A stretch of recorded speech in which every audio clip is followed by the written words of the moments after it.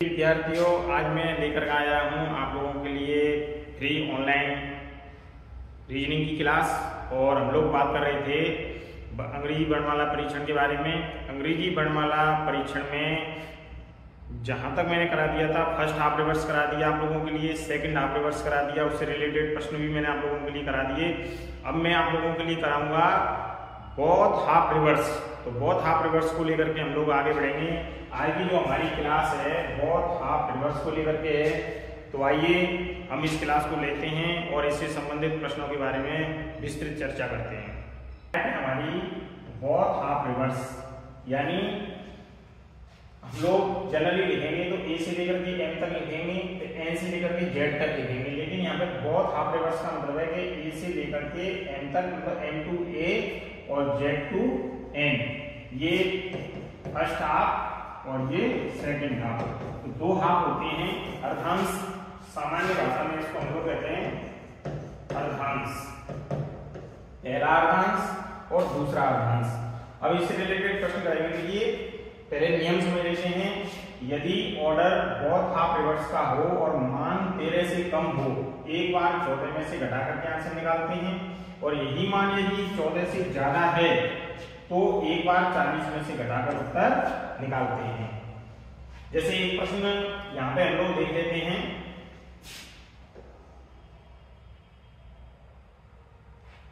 अंग्रेजी वर्णमाला में यदि दोनों अर्धांश के अक्षरों को उल्टे क्रम में रख दिया जाए तो बाएं से 15वें, यानी यहाँ पे हम लोग बाएं से का मतलब है लेफ्ट से 15वें, दाहिने से मतलब राइट से 5वें और बाएं से यानी लेफ्ट से 11वें। आप सभी इस चीज को बखूबी जानते हैं कि लेफ्ट राइट होता है तो शुरुआती अक्षर ये आता है लेफ्ट।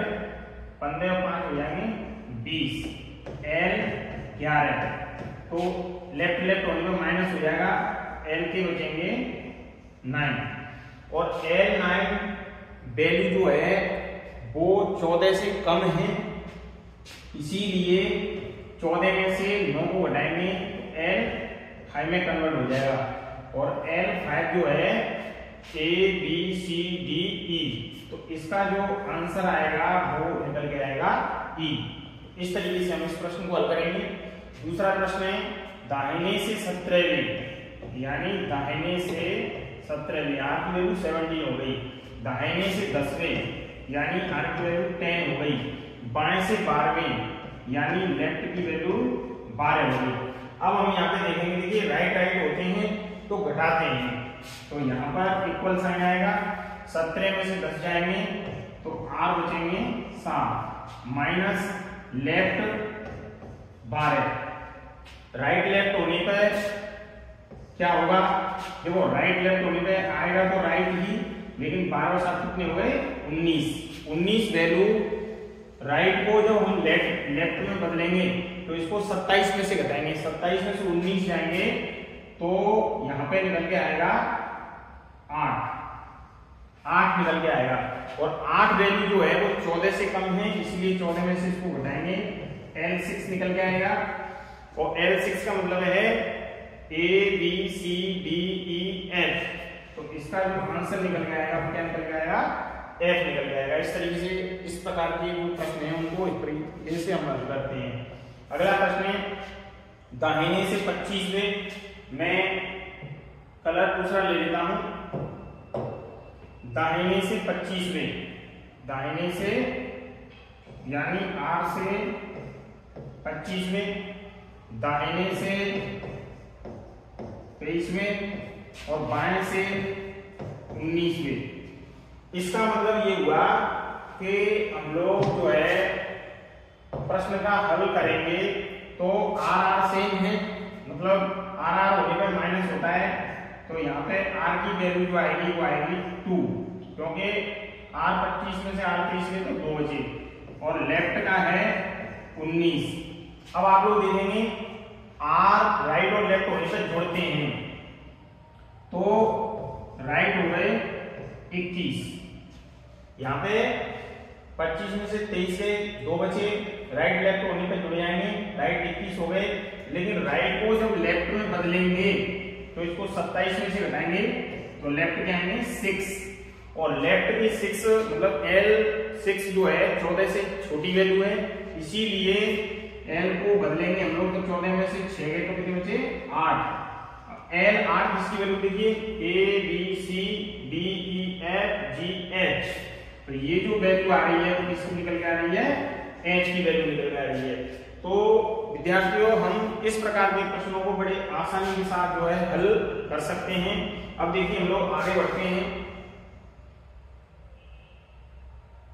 मिडिल टर्म जो है मिडिल टर्म वाले प्रश्नों को हम लोग हल करेंगे और मिडिल टर्म में हम लोग देखेंगे कि किस तरीके से इस प्रकार के प्रश्नों को हल करते हैं। मिडिल टर्म का मतलब है कि A से लेकर के और N तक और यहाँ पे N से लेकर के Z तक। मिडिल टर्म वाले इसके अंतर्गत 2 प्रकार के प्रश्न पूछे जाते हैं, कितने अक्षर होंगे और कौन सा अक्षर होगा। कितने अक्षर होंगे इसमें हम लोगों की जो है संख्या आएगी, कौन सा अक्षर होगा तो यहाँ पे A B C D से लेकर के Z तक जो भी अक्षर होगा वो निकल के आएगा। तो इस प्रकार के प्रश्नों की तरफ हम लोग रुख करते हैं। देखिए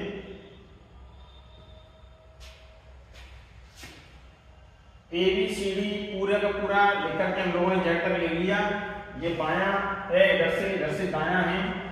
नियम हम यहाँ पे देख लेते हैं, बाएं से दाएं 2 अक्षरों के क्रम को जोड़ने पर यदि योग 26, 27, 28 हो तो इसके बीच कोई संख्या नहीं होगी। 26, 27, 28 होने पर कोई संख्या नहीं होगी। अगर अक्षर तभी होगा जब 26 से कम या 28 से अधिक होगा। जैसे क्वेश्चन हम लोग यहाँ पे जो है करके देखते हैं, आप लोग देखें ध्यान से। देखिए अंग्रेजी वर्णमाला में बाएं से 5वें यानी लेफ्ट से 5वें, दाहिने से 6वें यानी R की वैल्यू 6 माइनस बीच कितने अक्षर होंगे। अंग्रेजी वर्णमाला में बाएं से 5वें अक्षर एवं दाहिने से 6वें अक्षर के बीच कितने अक्षर होंगे, इनका पता लगाना है। लेफ्ट और राइट जो है डिफरेंट है, तो लेफ्ट 11 वैल्यू होगी, लेफ्ट और राइट दोनों हैं तो दोनों ऐड हो जाएंगे, तो 5 और 6 कितने हो गए 11। तो यहाँ पे तो 26 में से 11 घटा देंगे तो हमारा आंसर निकल के आएगा 15। तो इस तरीके से इस प्रकार के प्रश्नों को हम लोग सॉल्व आउट कर सकते हैं। अब देखिए आगे मिडिल टर्म का ही अगला प्रश्न है। अंग्रेजी वर्णमाला में बाएं से 12वें, तो इसको थोड़ा सा यहाँ पर देखें हम लोग। बाएं से 12वें यानी लेफ्ट से 12वें, राइट से 22वें अक्षर के बीच कितने अक्षर होंगे। अक्षरों की संख्या पूछी हुई है, तो हम लोग देखेंगे लेफ्ट राइट दोनों हैं तो ये जुड़ जाएंगे, तो लेफ्ट राइट जुड़ेंगे, 12 राइट 34 हो गए और 34 में से हम लोग जब 28 घटाएंगे तो आंसर निकल जाएगा 6। तो यही हमारी संख्या हो जाएगी 6। देखिए बड़ा छोटा -1, ये वाला जो प्रश्न है इस प्रश्न को भी हम लोग हल करके देखते हैं। देखिए इस प्रश्न को हम लोग हल करके देखते हैं। तो अंग्रेजी वर्णमाला में बाएं से 8वें, दाहिने से 16वें अक्षर के बीच कितने अक्षर होंगे, संख्या पूछी हुई है। तो बाएं से यानी L8 माइनस 7। तो इस तरीके से हम लोग बड़े आसानी के साथ में जो है अंग्रेजी वर्णमाला में बाएं से 8वें अक्षर और दाहिने से 16वें अक्षर या कोई सा भी अक्षर हो तो उसके बीच के अक्षर निकालते हैं, तो बड़ा माइनस छोटा -1, इस तरीके से हम जो है संख्या प्राप्त कर सकते हैं। अब देखिए अगले प्रश्न की तरफ चलते हैं हम लोग आगे।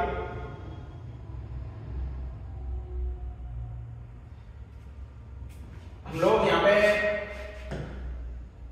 जो है बात करने वाले हैं अगले प्रश्न की तरफ। देखिए अक्षर कौन सा होगा, इसमें सबसे पहले राइट को लेफ्ट में चेंज करेंगे, उसके बाद लेफ्ट से लेफ्ट को जोड़ने के बाद 2 का भाग लगा देंगे। तो देखिए प्रश्न है, प्रश्न देख लेते हैं।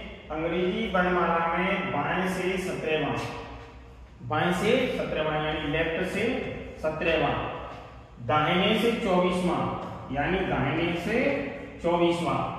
अब हम लोग ठीक बीचों बीच का कौन सा अक्षर होगा, ठीक बीचों बीच कौन सा अक्षर होगा, तो ये पता लगाने के लिए सबसे पहले हम लोग क्या करेंगे कि जो R24 है इसको हम लोगों को लेफ्ट में बदलना पड़ेगा।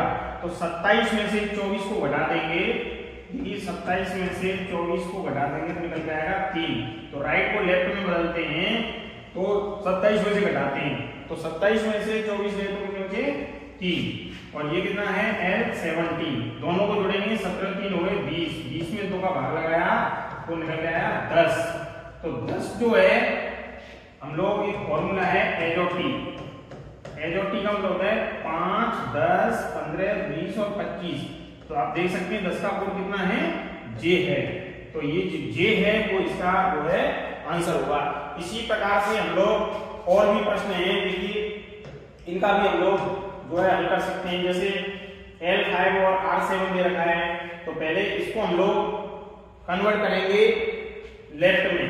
तो जैसे ही इसको हम लेफ्ट में कन्वर्ट करेंगे 27 में से 7 को घटाएंगे 20 आएगा, और ये L5 दे रखा है। अब दोनों को जोड़ के 2 का भाग लगाएंगे, देखिए 20 और 5 25, 25 में 2 का भाग लगाएंगे तो या तो 12 या फिर 13। तो इस तरीके से 12वें या 13वें नंबर पे जो भी नंबर होगा वो इसका आंसर होगा। ऐसे ही देखिए लेफ्ट दे रखा है तो कुछ नहीं करना है, हमें 8 में 16 को जोड़ना है, 2 का भाग लगाना है। तो देखिए 24 में 2 का भाग लगाएंगे तो आंसर निकल जाएगा 12। तो 12वें नंबर पे जो भी होगा वो इसका आंसर होगा। यहाँ राइट है, यहाँ पे भी राइट है, तो लेफ्ट में बदलने के लिए देखिए इसमें से 27 में से 7 घटा देंगे 20 बचेगा, यहाँ से 27 में 17 जाएगा 10 जाएगा, और दोनों को जोड़ के 2 का भाग लगाएंगे तो 30/2, तो आंसर निकल जाएगा 15। तो इस तरीके से हम इस प्रकार के जो प्रश्न हैं उनको बड़ी आसानी के साथ हल कर सकते हैं। अब देखिए आगे मिक्स्ड सीरीज जो दे रखी है आप लोगों के लिए, इस मिक्स्ड सीरीज के नियम को पढ़ लेते हैं हम पहले।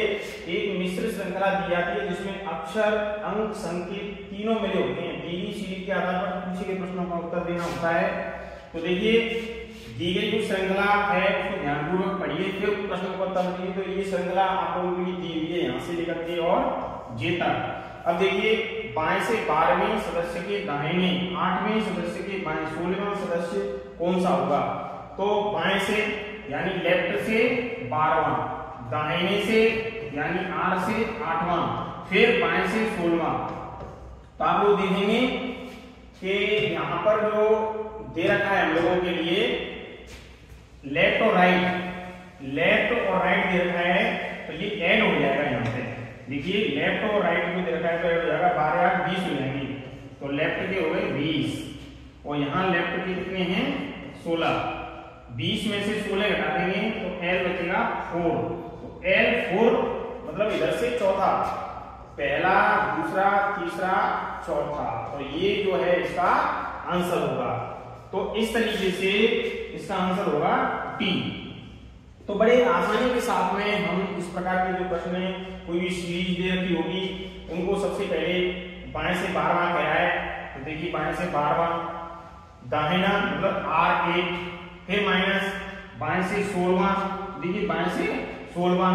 अब लेफ्ट राइट है तो पॉजिटिव होगा, 12 8 20 हो गई और 20 L16 आ गया। अब L20 में से L16 घटाएंगे L4 बचेगा, और L4 का मतलब है कि चौथे नंबर का मतलब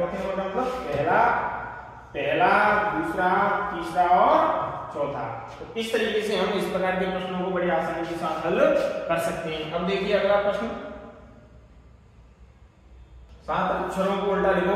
तो देखिए हम लोगों ने 7 अक्षर उल्टे लिख दिए, फिर कह रहा है फिर 8 अक्षरों को सही क्रम में लिखो। तो HIJ कह रहे हैं पूरे 8 सही क्रम से लिख दिए। उसके बाद में 5 अक्षरों को उल्टे क्रम में लिखो। तो 5 अक्षर देखिए उल्टे क्रम में लिख दिए PQRST।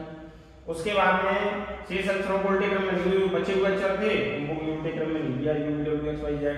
अब वो पूछ रहा है कि दाहिने से 17वां अक्षर कौन सा होगा, दाहिने से 17वां अक्षर कौन सा होगा। तो देखिए इसको हम लोग लेफ्ट में कन्वर्ट करेंगे तो हम लोगों को 27 में से 17 घटाना पड़ेगा, तो निकल के आएगा 10। तो हम लोग इसका जो आंसर पता करेंगे वो देखिए 1 2 3 4 5 6 7 8 9 10। तो इसका आंसर क्या निकल के आ रहा है, जे निकल के आ रहा है। तो मैंने ये आंसर लिख रखा है इसका जे। इसका आंसर क्या निकल के आ रहा है? जे निकल के आ रहा है। इस तरीके से इस प्रकार के प्रश्नों को हम लोग सॉल्व आउट करते हैं। अगला प्रश्न है, देखिए अगला जो प्रश्न है उसको देखें। अंग्रेजी वर्णमाला में यदि 5-5 अक्षरों को उल्टे क्रम में लिखा जाए तो देखो 5 अक्षर उल्टे क्रम में, फिर 5 उल्टे क्रम में, फिर 5 उल्टे क्रम में, फिर 5 उल्टे क्रम में, फिर 5 उल्टे क्रम में, 25 प्लस 1 और वो आप लोग देख पा रहे हैं। तो अक्षर ओ के दो पड़ोसी अक्षर कौन से होंगे? अक्षर ओ है ये, इसके दो पड़ोसी अक्षर एक एफ होगा एक एन होगा, तो इसकी जो आंसर है क्या निकल जाएगा? एफ और एन निकल जाएगा। तो इस तरीके से बड़े आसानी के साथ में इस प्रकार के प्रश्नों को हम लोग जो है हल कर सकते हैं। अगला प्रश्न है पेयर ऑफ लेटर्स को लेकर के। पेयर ऑफ लेटर्स इसको लेकर के प्रश्न है। देखिए कोई भी शब्द है जैसे पैराडाइज, ये एक पर्टिकुलर शब्द है पैराडाइज, और इसमें ऐसे कितने अक्षर योग में हैं जिनके बीच उतने ही अक्षर होते हैं जितने के अंग्रेजी वर्णमाला क्रम में होते हैं। ये वर्ड जो है ये गलत हो गया, इसको हटा दें, क्रम में होते हैं। तो देखिए हम लोग पहले लिख लेते हैं PARADISE।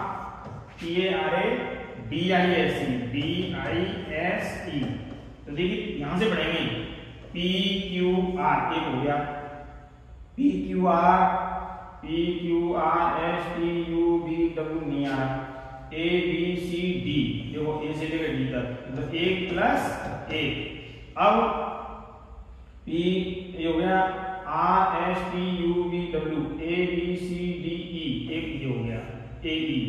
उसके बाद में पलटा लेकर के हम लोग आगे चलेंगे तो EFGHIJKL STUVWXYZ DEF ABCD, कुछ भी नहीं आ रहा है। तो इसकी जो फाइनल आंसर है वो कितने हो गए? 3 हो गए। 3 यहाँ पे आंसर आ रहा है। अब है अगला प्रश्न, इसमें कैटास्ट्रोफी, ये जो है इसमें 4 है। देखिए CDEFGHIJKLMN नहीं आ रहा, ABCDEFGHIJK नहीं आ रहा, TUVWXYZABC नहीं आ रहा, एक हो गया प्लस ST PQRST OP, एक ये आ रहा है, HIJK EFGHIJKLMNO, फिर PQR उल्टे में आ गया, PQRST OPQRST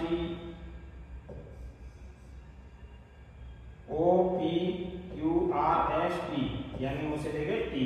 तो दो ये और एक ये, तो इस तरीके से इसका आंसर कितना आ गया? 4 आ गया। अब देखिए इसी प्रकार से हम इसमें पता करेंगे, तो इसको किस तरीके से पता करेंगे? देखिए इसमें भी 4 हैं, जैसे मैं इसको लिख लेता हूं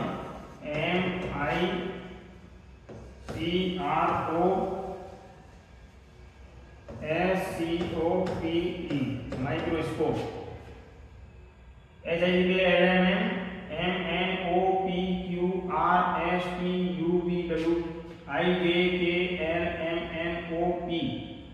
IJKLMNOP एक तो आई को और एक आई पी, दो तो ये हो गए IJKLMNOPQ CDEFGHIJ RSTUVW OPQRST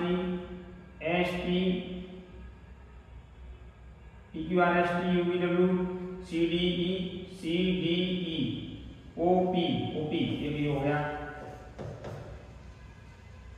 EFGHIJKLMN PQRS ये भी हो गया। कितने निकल के आ गए? हमारे 4 निकल के आ गए। तो इस तरीके से जो है हम हल कर सकते हैं इस प्रकार के प्रश्नों को। दूसरा है ट्रिपल, तो देखिए इसमें PQRSTUEBCEFGHIOP,